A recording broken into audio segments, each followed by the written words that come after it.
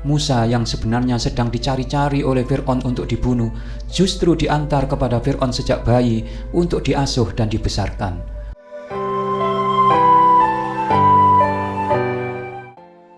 Bismillahirrahmanirrahim. Kita awali kisah yang penuh makna ini dengan bersolawat kepada Rasulullah SAW. Allahumma sholli wa sallim wa barik ala Sayyidina Muhammad wa ala alihi wa sahbihi ajma'in. Sahabat ngaji dipun yang baik, terima kasih atas like, komen, dan subscribe-nya. Awalnya Fir'aun yang saat itu menjadi raja bermimpi ia melihat api yang berasal dari Baitul Maqdis. Kemudian api tersebut membakar Mesir, tapi pada saat itu api tersebut tidak membahayakan Bani Israel. Setelah bangun dari tidur, Fir'aun pun mengumpulkan para ahli nujum dan beberapa tukang sihir dan meminta mereka untuk menceritakan apa maksud dari mimpi itu.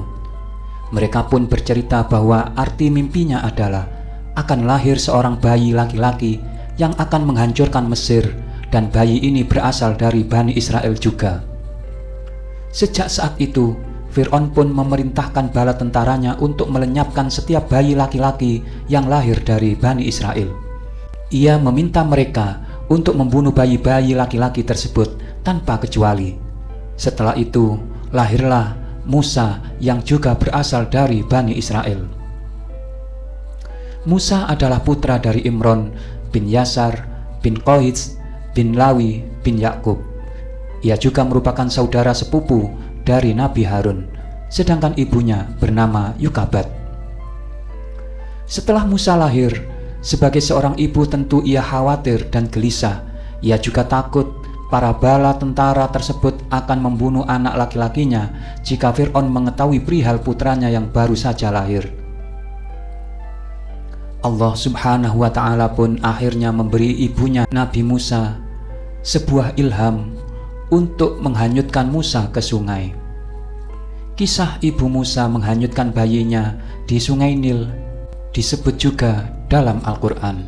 Allah berfirman, "Sesungguhnya telah diperkenankan permintaanmu wahai Musa, dan sesungguhnya kami telah memberi nikmat kepadamu pada kali yang lain, yaitu ketika kami mengilhamkan kepada ibumu suatu yang diilhamkan, yaitu letakkanlah Musa di dalam peti, kemudian lemparkanlah ia ke sungai Nil, maka pasti sungai itu membawanya ke tepi, supaya diambil oleh Fir'aun musuhku dan musuhnya. Dan aku telah melimpahkan kepadamu kasih sayang yang datang dariku, dan supaya kamu diasuh di bawah pengawasanku." Yaitu ketika saudaramu yang perempuan berjalan, lalu ia berkata kepada keluarga Fir'aun, "Bolehkah saya menunjukkan kepadamu orang yang akan memeliharanya? Maka kami mengembalikanmu kepada ibumu, agar senang hatinya dan tidak berduka cita.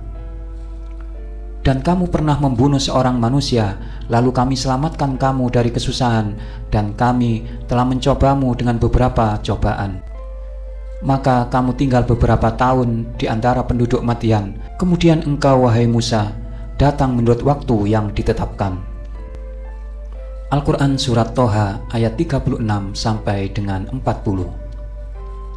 Keluarga istana sudah mencoba beberapa ibu susuan untuk bayi Musa, tetapi tidak ada yang cocok. Bayi itu selalu menolak.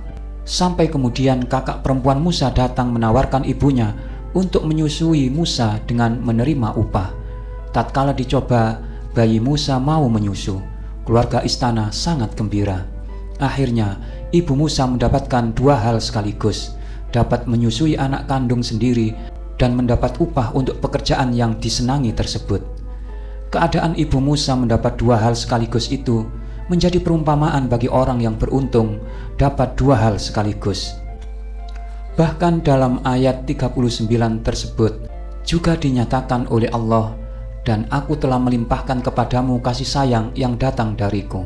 Maksudnya, setiap orang yang memandang bayi Musa akan merasa kasih sayang kepadanya. Allah menyayangi bayi tersebut, dan siapapun yang melihat akan langsung menyayanginya.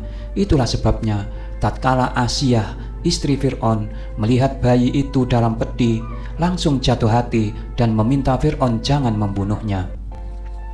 Pertanyaannya sekarang adalah, apakah ibu Musa tinggal di istana menyusui Musa atau Musa dibawa tinggal di rumah ibunya? Kalau kita menggunakan logika kekuasaan, tentu Asia tidak akan mengizinkan bayi yang disayanginya itu dibawa ke rumah susuannya. Pastilah ibu Musa lah yang akan diminta tinggal di istana. Tetapi, apakah ibu Musa bersedia? Menurut penuturan Ibnu Abbas kepada Sa'id bin Jabir, ibu Musa tidak bersedia tinggal di istana karena dia tidak bisa meninggalkan rumah dan anak laki-lakinya yang bernama Harun yang baru berumur 1 tahun. Ibu Musa berusaha meyakinkan istri Fir'aun bahwa dia akan menyusui dan merawat bayi itu sebaik-baiknya sampai datang masa menyapihnya. Asia, istri Fir'aun, setuju karena memang tidak ada pilihan lain demi kesehatan bayi tersebut. Hari itu juga ibu Musa berhasil membawa kembali bayinya ke rumah. Dia teringat janji Allah dalam ilhamnya yang akan mengembalikan bayi itu kepadanya. Kecuali ibu Musa dan putrinya Maryam, tentu tidak ada yang mengetahui bahwa yang menyusui Musa itu adalah ibu kandungnya sendiri. Demikian skenario Allah sungguh luar biasa. Musa yang sebenarnya sedang dicari-cari oleh Fir'aun untuk dibunuh, justru diantar kepada Fir'aun sejak bayi untuk diasuh dan dibesarkan. Allah menyatakan dalam ayat, maka pasti sungai itu membawanya ke tepi supaya diambil oleh Fir'aun musuhku dan musuhnya. Disebutkan juga dalam riwayat yang panjang dari Ibnu Abbas bahwa setelah masa penyusuan selesai, istri Fir'aun minta kepada ibu Musa untuk membawa kembali Musa ke istana Fir'aun.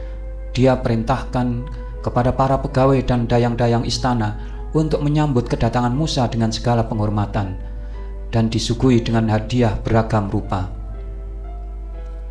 Asia sangat bahagia menyambut kedatangan anak angkat yang sangat disayanginya tersebut.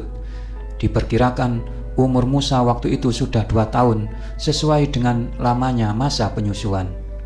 Musa dibawa oleh Asia di hadapan Fir'aun di dalam kamar. Waktu itu Fir'aun lagi duduk-duduk santai di atas sofa.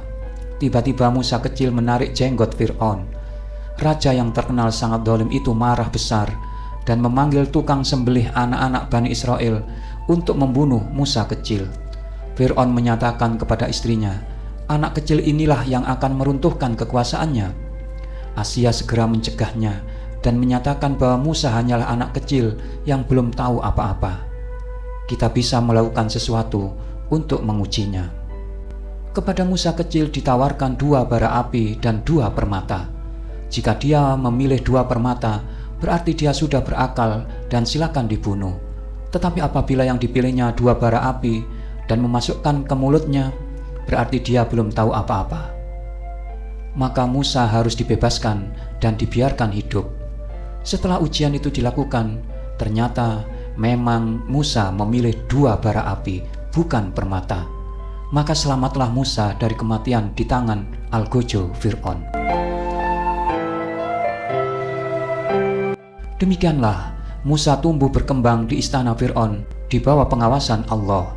Dalam surat Toha tersebut, Allah menyatakan, dan supaya kamu diasuh di bawah pengawasanku. Musa tinggal di istana raja, diberi pakaian standar anak raja, diberikan makanan dan minuman anak-anak raja, dibesarkan dengan kasih sayang di tengah-tengah musuh yang akan dihancurkannya nanti. Demikianlah kehendak Allah. Sahabat ngaji Dipun yang baik, demikianlah kisah penuh makna ini. Semoga Allah menjadikannya bermanfaat untuk kita semua. Amin ya Rabbal Alamin. Sampai jumpa pada kisah yang menarik lainnya.